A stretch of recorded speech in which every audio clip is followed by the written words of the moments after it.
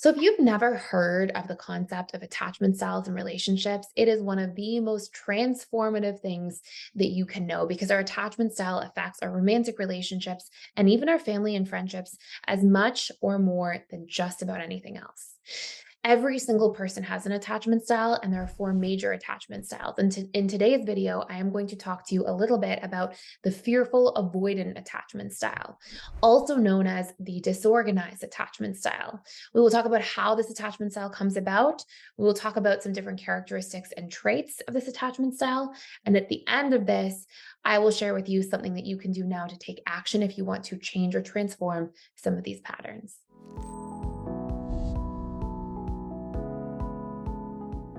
The fearful avoidant attachment style in relationships tends to be the one who essentially has a lot of different trust wounds and challenges. As a young child, they usually grow up in a household where there's a tremendous amount of chaos. So there can be a lot of walking on eggshells, maybe fighting, arguing that they see in the household, maybe broken promises or lies happening between parents. Or another really good example of how fearful avoidant attachment style can come about is if a parent has a substance issue or struggles with alcohol, for example. So let's say it can also be the result of having like a cluster B parent, a parent, for example, with borderline personality disorder or narcissistic personality disorder, things of that nature. But essentially, it just creates this instability in the household that's not about just inconsistency, like the anxious, preoccupied, but that's actual, like, constant kind of chaos that's taking place. And I'll give you an example to sort of paint this analogy. Let's say that the fearful avoidant attachment style grows up with a parent who's an alcoholic. Maybe it's the mother, for example. One day, the mother may come home and they may be drinking. And so maybe they're in a really good mood. They've had a few drinks, they're kind of extra warm and kind. And another day, the mother, when drinking, has had way too many drinks. And now they're angry and they're volatile and they're harsh and even critical or cruel. And then another day, mom is sobering up and she feels, badly about her behavior and she's extra kind, extra sweet, extra caring. And then another day, mother is sobering up and she's going through tremendous withdrawals and she's really cranky and irritable and touchy. So we basically have like this consistent chaos, right? It's like this child never knows what side of a person they are going to get. Is it the loving side, the kind side, the cranky side, the angry side? There's so much unpredictability. And so this child learns to become extremely hypervigilant. Their attachment strategy is not like the anxious preoccupied to try to maintain proximity. It's not like the dismissive avoidant to try to keep people away.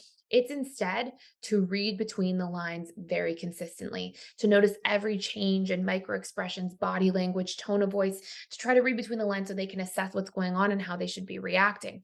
And this makes for an individual who can be very perceptive as an adult, but who also struggles to trust.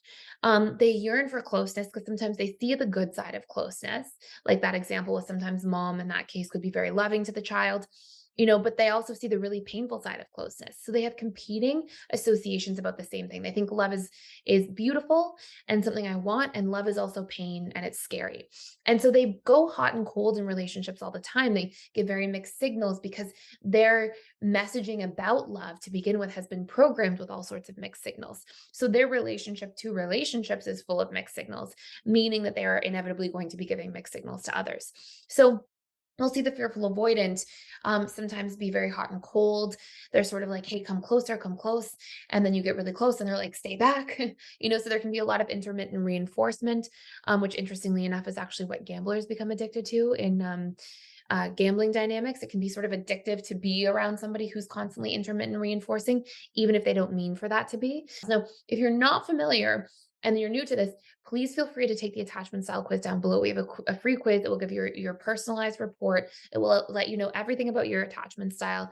And it will actually help you understand the different needs that you have for healing, the different tools you can use for reconditioning so that you can become securely attached, and also help you understand what your partner or loved ones may be in your life by outlining those attachment styles a little further in that free report as well. And also, I'm really excited to share with you that we've actually been working on an app for quite some time, and we're going to be launching that as well. So if you want to come in, check out our new app that we have to take all of your PDS courses from and all of the new exciting features and benefits benefits in there. Check it out. That will also be included when you click the link down below.